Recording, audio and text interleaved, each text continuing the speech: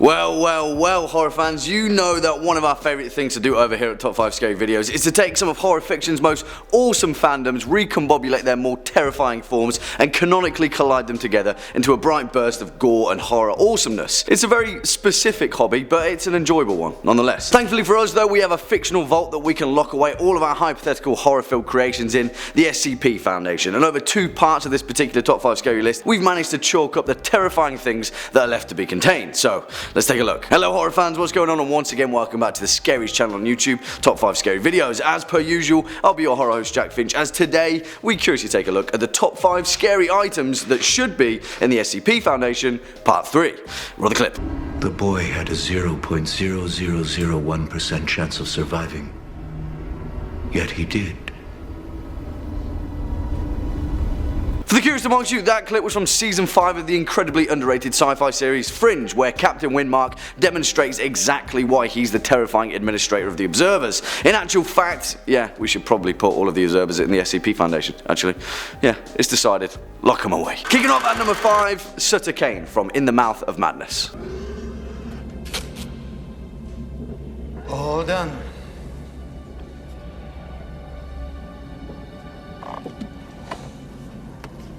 Now, there are many entries in the archives of the SCP Foundation that document unwitting humanoids who've stumbled upon various terrifying anomalous properties. For instance, SCP-150, a seemingly normal woman named Iris, who just so happens to have a particular anomalous relationship with a paranormal Polaroid camera. In that case then, the notorious Sutter Kane would be right at home in the vaults of the SCP Foundation, because the living conduit of a horde of eldritch abominations needs to be kept far away from a typewriter, right?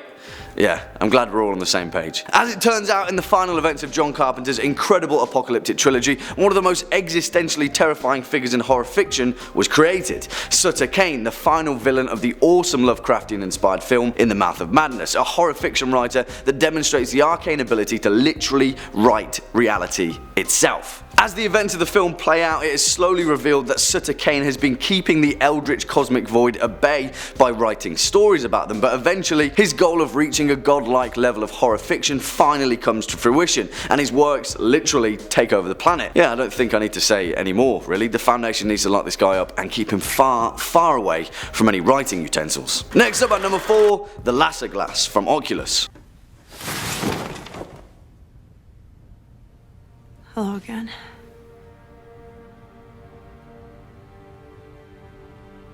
And yeah, this one kinda goes without saying, but a horrifying antique mirror possessed by some demonic supernatural force with glowing eyes finds itself pretty much right at home in the confines of the SCP Foundation. As portrayed in the awesome 2014 film Oculus, directed by Mike Flanagan and starring Karen Gillan, the Laser Glass is an antique looking glass that harnesses the paranormal ability to create horrifying hallucinations in its victims, often driving them to tragic suicide or incredibly violent self-mutilation. As the events of the film allude to, the Laser Glass has been passed between its unwitting victims since at least the 1700s and was initially in possession of a couple known as Philip and Virginia Lasser. Philip was the 17th Earl of Leicester and was the first known owner of the mirror as well as its namesake. The Earl hung the Laser Glass proudly over the fireplace of his London estate where he lived with his regal wife. Sometime afterwards though, Philip was found mysteriously burnt to death at the base of his fireplace, the Laser Glass looming ominously above him. According to his housekeepers, he was later reportedly seen in the reflection of the Laser Glass staring at them with bright glowing eyes. Yeah, this one's got SCP Foundation written all over it in blood. Coming up next at number 3, the Tall Man from Phantasm.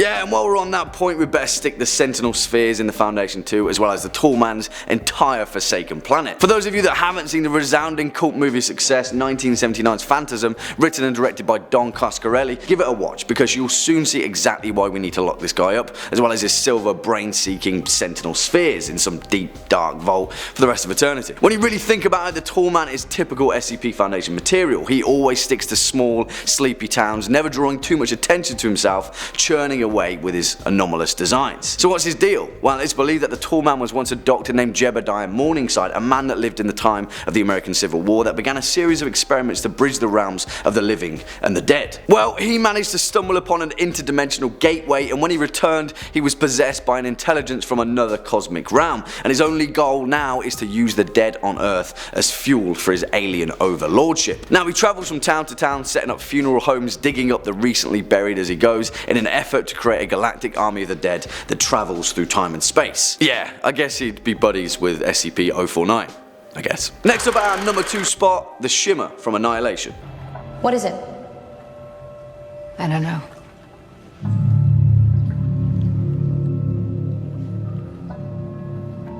Now, of course, we've already covered John Carpenter's The Thing in this list-based series, and as is expected, any alien life form that has the innate childlike desire to scramble DNA and turn Earth and all its inhabitants into its worldwide Play-Doh play pit, yeah, they're right at home in the SCP Foundation. However, much like The Thing, at least we know we can kill it with fire, because that's usually the most likely answer when faced with an all-consuming alien biohazard, isn't it? Kill it with fire. Very useful. Well, even though the Thing is a vile tendril of amorphous flesh, the Shimmer from 2018's Annihilation, directed by Alex Garland, takes things to a whole new level. Because the Shimmer takes the whole genetic manipulation deal one step further, and its goal is to absorb everything in its vicinity, mix up its DNA, leaving a part of it behind until everything is assimilated in its image. Yeah, no thank you. I'm honestly not too sure how the Foundation would deal with this one, but the Shimmer, for one thing, will be right at home alongside the anomalous followers of Sarkicism. Hey, it's nice when things cross over like that, I guess. As the 2018 film explains, the Shimmer arrived on Earth via a meteorite crashing into a lighthouse by the sea. Slowly but surely, it began assimilating the DNA of every living thing in the vicinity. And then, eventually, we ended up with the horrifying DNA bear demon thing. Yeah. Lock that one away. And finally, coming in at our number 1 spot, Silent Hill Maine from Silent Hill.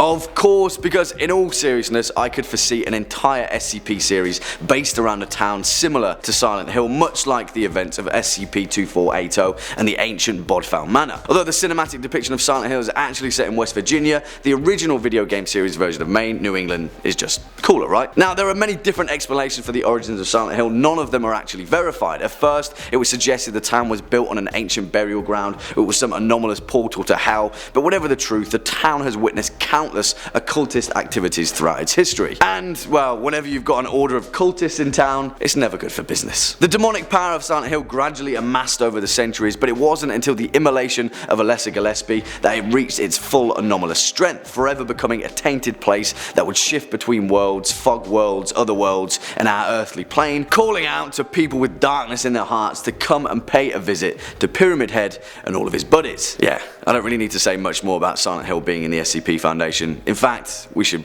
probably send a few mobile task forces over. Quick time.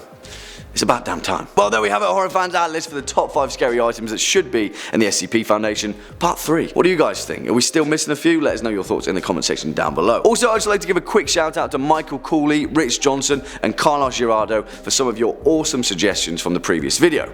Cheers, guys. On that note, unfortunately, folks, that's all we've got time for in today's video. Cheers for sticking around all the way until the end. If you're a fan of this video, make sure to hit that thumbs up button as well as that subscribe bell, and we'll be seeing you in the next one. As per usual, I've been your host, Jack Finch. You've been watching Top 5 Scary Videos, and until next time, you take it easy.